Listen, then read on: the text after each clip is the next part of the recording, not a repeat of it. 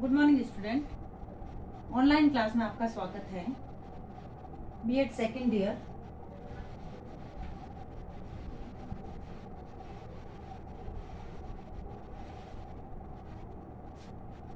सामाजिक विज्ञान शिक्षण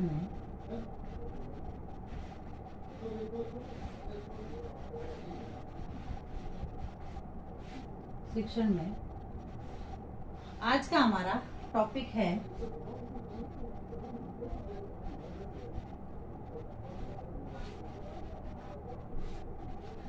श्रव्य साधन रेडियो।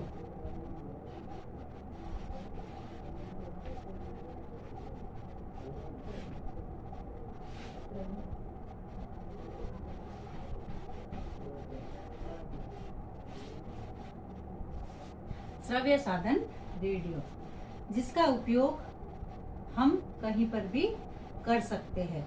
इसके माध्यम से हम बालकों को कई प्रकार की ज्ञानवर्धक बातें बता सकते हैं जब इनका प्रसारण होता है, क्योंकि इस पर कई प्रकार के ऐसे कहानियां आती है, प्रेरक प्रसंग आते हैं तथा ज्ञानवर्धक जो है बातें आती है, जिससे हम विद्यार्थियों को सुनाकर उनके जो है ज्ञान को बढ़ा सकते हैं। यानी वर्तमान युग को यदि देखा जाए तो हमारा जो ये युग है वह वैज्ञानिक युग है, जिसमें वैज्ञानिक युग में मौखिक संचार का एक अच्छा श्रव्य साधन रेडियो है जो शैक्षिक जगत से जुड़ा हुआ है। इसके माध्यम से नई ध्वनियां, नाटक, कविताएं, महापुरुषों की जीवनियां, अनेक प्रेरक प्रसंग, नवीन आविष्कार तथा खोजे जो है हम विद्यार्थियों के समक्ष प्रस्तुत कर सकते हैं। फिर है शिक्षा के क्षेत्र में जो विभिन्न प्रकार की वार्ताएं होती है, उन वार्ताओं को रेडियो के माध्यम से हम बालकों को सुना सकते हैं और जिससे कि उनमें सुनागरिकता के गुण विकसित होते हैं तथा जो कठिन प्रकरण है उस कठिन प्रकरण को इसके माध्यम से विद्यार्थियों के लिए सरल बनाया जा सकता है। जैसे सामान्य ज्ञान तथा पाठ योजनाएं संचालित की जा सकती है और रेडियो द्वारा नियमित रूप से विद्यालय की विभिन्न कक्षाओं के लिए छात्रों के लिए निश्चित समय पर जो शैक्षिक कार्यक्रम है उनको प्रसारित किया जा सकता है, जो उनकी शैक्षिक पृष्ठभूमि, विश्व बंधुत्व की भावना, राष्ट्रीय एकता एवं अंतर्राष्ट्रीय सद्भावना का विकास करने में सहायक सिद्ध होती है। तो इस प्रकार से ये रेडियो जो है वह विद्यार्थियों के लिए महत्वपूर्ण श्रव्य साधन है, जिसके माध्यम से जो है उनको विभिन्न प्रकार का ज्ञान उपलब्ध कराया जा सकता है। अब जो है रेडियो का जो उपयोग है वह किस प्रकार से कर सकते हैं, ये तो एक सामान्य परिचय था रेडियो का कि रेडियो के माध्यम से हम विद्यार्थियों को किन चीजों का ज्ञान करवा सकते हैं। अब जो है रेडियो का उपयोग कैसे किया जाए।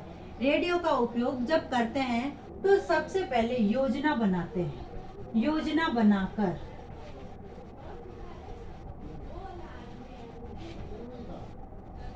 बनाकर इसके लिए पहले योजना तैयार की जाती है। उसके बाद बालकों के सामने जो है किसी भी प्रसारण को सुनाया जाता है। फिर है छात्रों की आयु, कक्षा एवं मानसिक स्तर के अनुरूप पूर्व सूचना दे देनी चाहिए।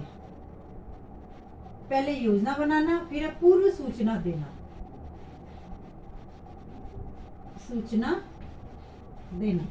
यानी जब रेडियो का प्रसारण जब हम करते हैं विद्यार्थियों के सामने, तो विद्यार्थियों को पूर्व सूचना दे देनी चाहिए। उनकी योग्यता, उनके मानसिक स्तर और कक्षा के स्तर को देखते हुए, उनकी आयु को देखते हुए उनको पहले से जब हम सूचना देंगे तो वह उसके लिए प्रिपेयर रहेंगे। उसके बाद है शिक्षक को प्रसारित होने वाले कार्यक्रम के बारे में विस्तृत जानकारी प्राप्त करनी चाहिए। विस्तृत जानकारी प्राप्त करना, यानी रेडियो पर जो कार्यक्रम प्रसारित हो रहा है उसके बारे में शिक्षक को पहले से विस्तृत जानकारी होनी चाहिए, जिससे कि वह जो बालक जो क्वेश्चन करते हैं तो उन क्वेश्चन के उत्तर दे सके, ताकि वह उसके बारे में बालकों को पहले से ही बता सके और स्वयं भी कार्यक्रम विशेष से संबंधित पाठ के लिए मानसिक रूप से तैयार हो सके। यानी जब वह विस्तृत जानकारी प्राप्त करेगा तभी बालकों को आगे बता सकता है और स्वयं भी उसके लिए तैयार हो सकता है। फिर है कार्यक्रम से पूर्व छात्रों को उसके उद्देश्य, प्रमुख शिक्षण बिंदु तथा उसकी विशेषताओं के बारे में ज्ञान देकर पाठ कार्यक्रम के प्रति केंद्रित करना चाहिए। यानी जो कार्यक्रम दे रहे हैं उसका उद्देश्य क्या है, शिक्षण बिंदु कौन से है और इसकी विशेषताएं क्या है, इसके बारे में बालकों को जो है जानकारी देनी चाहिए। और इससे संबंधित जो ध्यान देने योग्य जो बातें हैं उन बातों को भी बताना चाहिए।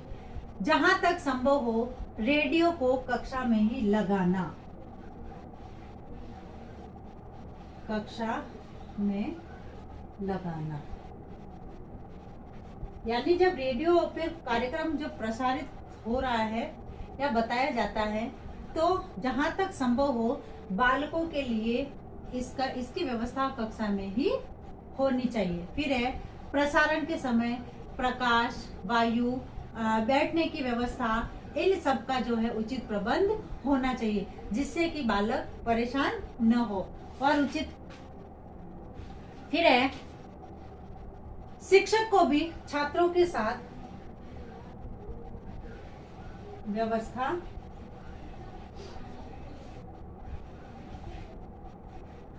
शिक्षक को भी छात्रों के साथ जो है प्रसारण सुनना चाहिए। यह नहीं कि जो है शिक्षक ने कार्यक्रम लगाया और खुद इधर उधर चले गए।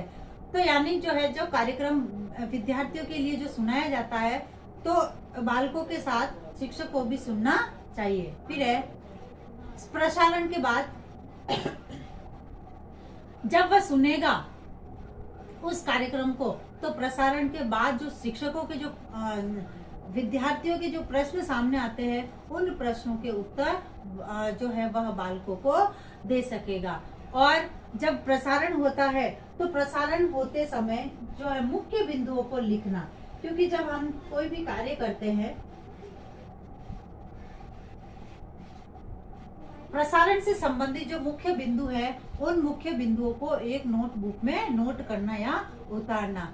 फिर है प्रसारण के बाद जब कार्यक्रम खत्म हो जाए तो बालक की जो शंकाएं हैं, जो समस्याएं हैं, उन समस्याओं को दूर करना।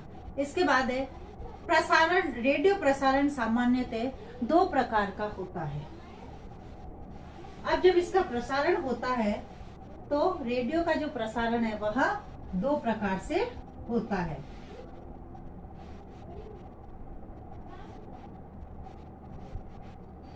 दो प्रकार से हो सकता है। एक था सामान्य प्रसारण,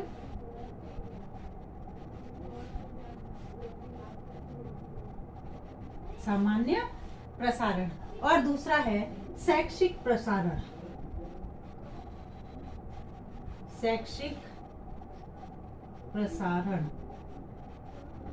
इन 2 प्रकार से रेडियो का प्रसारण किया जा सकता है। अब सामान्य प्रसारण के अंतर्गत देश विदेश के समाचार,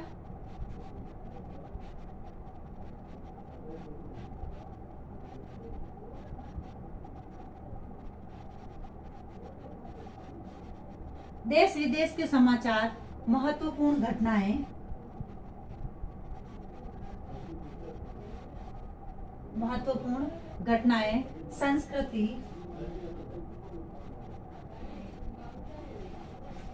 संस्कृति आदि से संबंधित छात्रों को सामान्य ज्ञान। जब इन सब का प्रसारण होगा तो इनसे संबंधित जो सामान्य ज्ञान है बस उस सामान्य ज्ञान में वृद्धि होगी। फिर है शैक्षिक प्रसारण के अंतर्गत ये कार्यक्रम विद्यालय के विभिन्न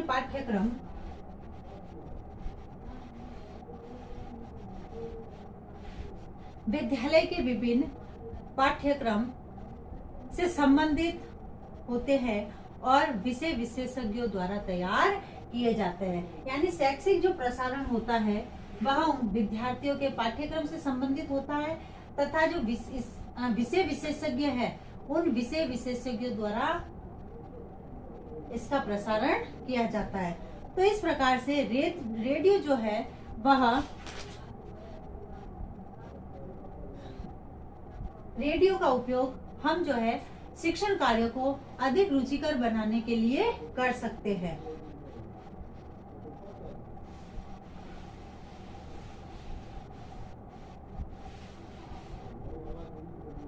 आज का आपका गृह कार्य,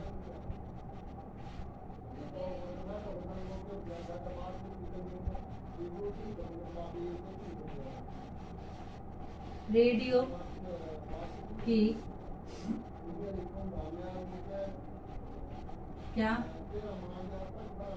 क्या उपयोगिता है, समझाइए।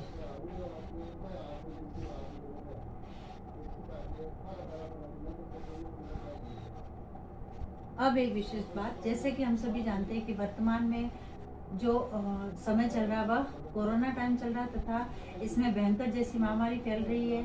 इससे बचाव है तो हमें कुछ उपाय करने, हाथों को सैनिटाइज करना, मुंह पर मास्क लगाना, सोशल डिस्टेंस का ध्यान रखना, भीड़ भाड़ वाली जगह पे नहीं जाना। बी स्ट्रॉन्ग, स्वस्थ रहे, सुरक्षित रहे। धन्यवाद।